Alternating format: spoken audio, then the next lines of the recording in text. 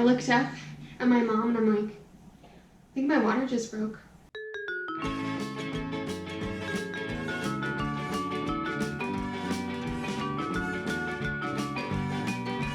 Good morning everyone and welcome back to This Sweet Journey. For those of you who are new, welcome. I'm so excited to have you. As a new mom, I wasn't quite sure about the whole labor and delivery process and picking a doctor and all that fun stuff, and so I thought I'd go into detail a little bit about my birth story with Lorelai, who was born October of last year on this yeah, you were. And I wanted to share a few tips and some information that I wish I would have known. There were some things that I wish I would have done differently and some things that I would change for my next pregnancy, especially for those new mothers out there who aren't sure how to go about picking a doctor or what questions to ask or if you should have a birth plan or any of that. I wanted to give you some insight on my birth story. So grab your coffee and let's sit and chat about pregnancy and specifically labor and delivery. You can't drink of it, you can look at it. So I'm going to go right into a little bit of a backstory of my pregnancy.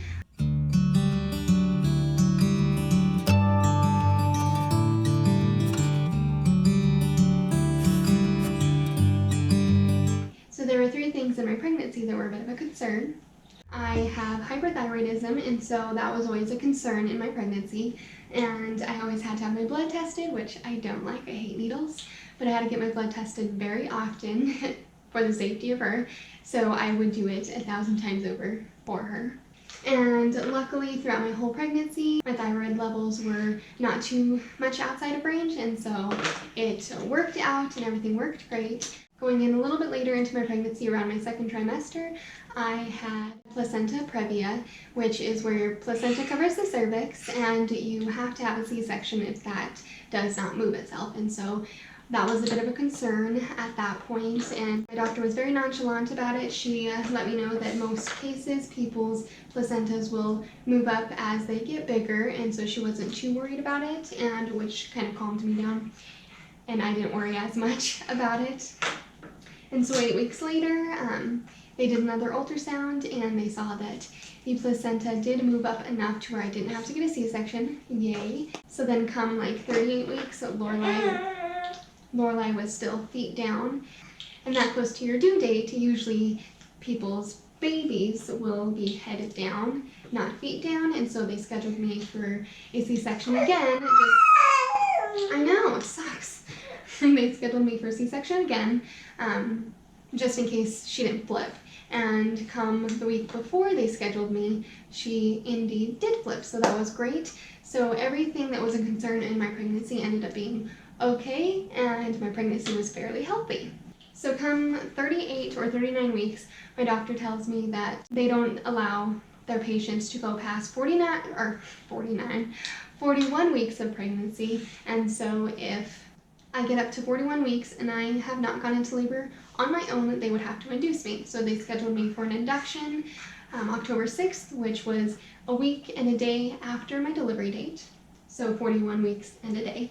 And come to that time, I was still not dilated whatsoever. I was at 0 centimeters, so I had to be induced, which sucked. But that's the way I had to do it because my doctor wouldn't let me go past that amount of time.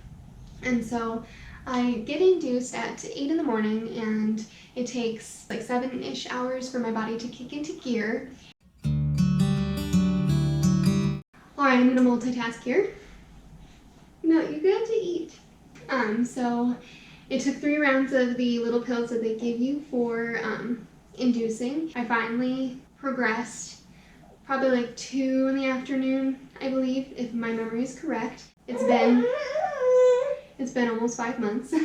So about 2 in the afternoon, my water broke. It was a very interesting sensation. I was just laying in bed and it felt like she was rumble kicking me, if that makes any sense.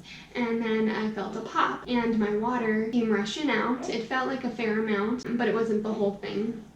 And so I looked up at my mom and I'm like, I think my water just broke. And I don't know why I seemed so tense about it. I think I was just nervous. because this had never happened to me before. And at that point, I'm like, okay, this is happening. This is real. They get the nurse. They check me to see how dilated I am. And I think it must have been like a 2 or a 3. I had some light contractions and I'm like, okay, I think I can handle these. But then after my water broke, the contractions were terrible and they did not stay up in the front anymore. They went straight to my back. And if you guys didn't know, I have scoliosis. So I figured that my birthing pain would probably be in my back, and it definitely was. It felt like my back was breaking. It was tremendously difficult. I was shaking uncontrollably. My body was not ready for all of that at once. And here comes the nurses to check me again. They see that I'm physically in pain, and yet they still lean me back, which was even more painful, to check my cervix. And I just was super uncomfortable. And at that point, I was thinking, if this is going to be how it goes, then I might as well get the epidural. I did not want to get the epidural. I wanted to be able to do it unmedicated, but in the moment, it was so painful. I wasn't thinking for myself. I didn't remember or think to ask if I could sit in a bathtub to see if that would relieve some of the pain, or if I could sit on a birthing ball or just move in different positions, because I'm hooked up to these machines. I was hooked up to the heart rate monitor for the baby, the contraction monitor for me, and then I had 2 IVs in. I had the one for the Pitocin and then one for my hydration. I didn't even know if I was allowed to take any of that stuff off because I was induced. I was like, there is no way I can do this. So I got the epidural, which I was afraid that if I had to get an epidural, I hate needles, so it would be super painful. But compared to contractions, it was nothing. And so it was super easy process to get the epidural, and then it kicked in pretty quickly. By the time it came like 4 or 5ish in the afternoon, my time frame is completely off because it was super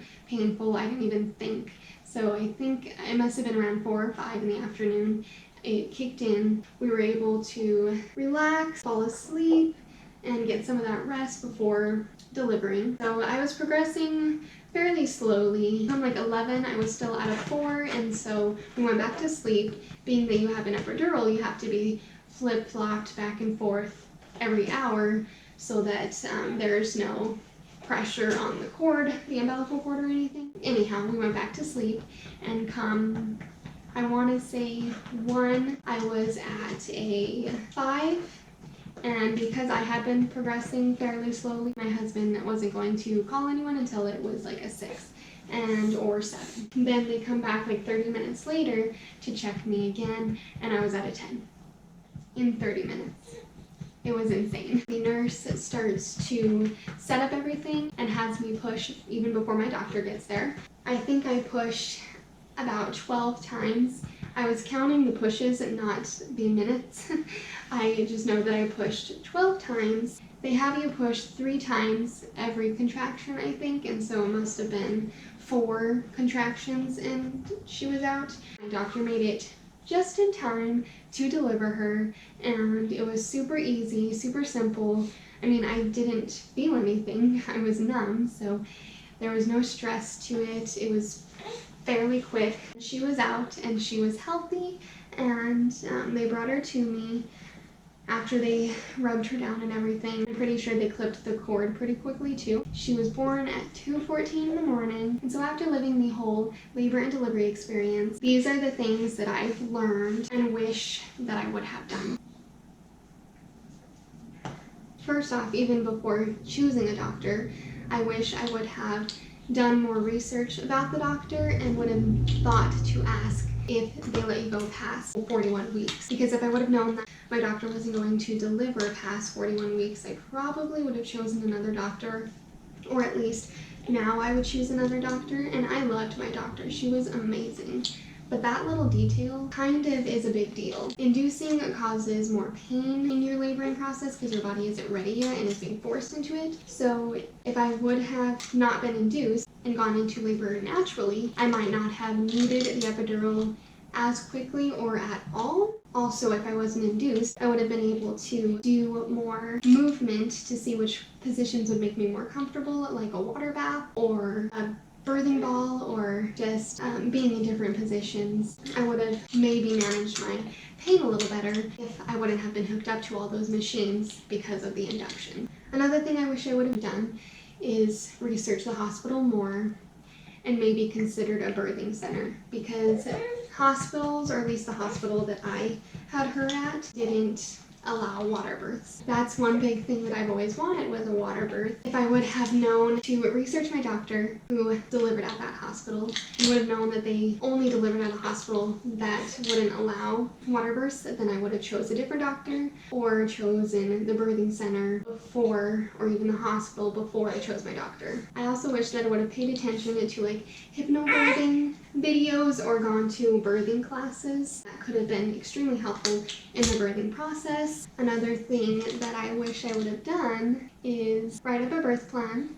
When I asked my doctor about if I should write up a birth plan or not, she seemed really nonchalant about it, and that I didn't need one unless there was something major that I wanted. Like, she gave me the example that someone wanted 0 talking during their labor, and so that's something that the doctor recommended for putting in a birth plan. However, she told me I didn't really need one, and I wish I kind of would have written one up. I would have had something to reference back to when I was in that tremendous amount of pain and wanting to try other methods of pain management before an epidural. And lastly, I wish I would have hired a doula, because they advocate for you to let the nurses know hey, she wanted to try different methods of pain management before trying the epidural, so can she do this? Plus, a doula is educated in helping the labor process become easier for mothers, and so I really wish I would have hired a doula. I recommend that you do a lot of research about your doctor and hospital beforehand. Also, just know